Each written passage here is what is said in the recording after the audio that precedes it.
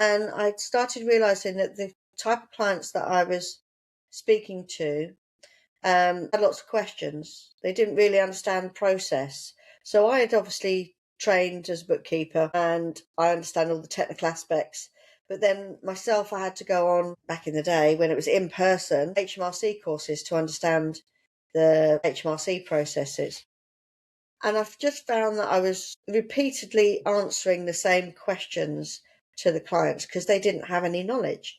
And I thought, well, why are you asking me? And it was because there was no central point for business owners to go and learn about business processes, other than the HMRC website, which who wants to navigate that? It's absolutely awful.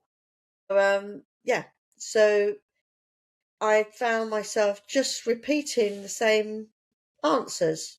And the more I repeated them, the more I repeated them in exactly the same way, parrot fashion, because I got to understand the questions that were going to be asked, the questions that the answer would lead to, the areas that they didn't understand or maybe had misunderstood. And I just, the terminology that would land properly with them, the explanations that you can see when somebody's got it or when somebody glazes over.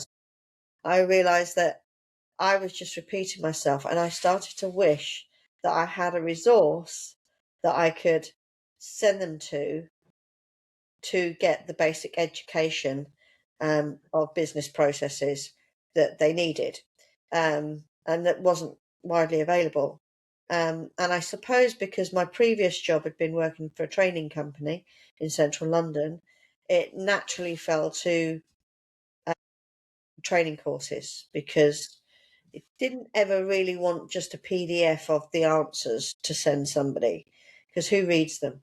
You know, if you can just pick up the phone and ask a question, you'll pick up the phone and ask a question rather than reading a lengthy document to try and find the question that you want answered and the answer on it. You're just not going to do it. People are busy.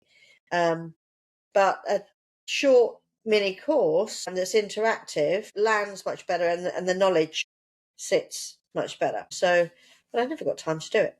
So there was lots of questions, particularly around things like what happens when I hit the VAT threshold, and I found myself saying, well, explaining what VAT is and that it's not your money, you can't spend it.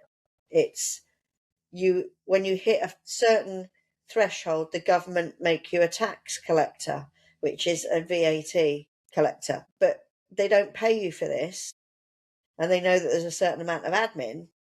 But what they do instead to compensate you is they allow you to deduct the VAT that you have spent, and that's their compensation. So you must collect it but not spend it, because the VAT man will be coming to collect it. And then I would explain how it worked, like the 7 day after the month end, etc., and every quarter.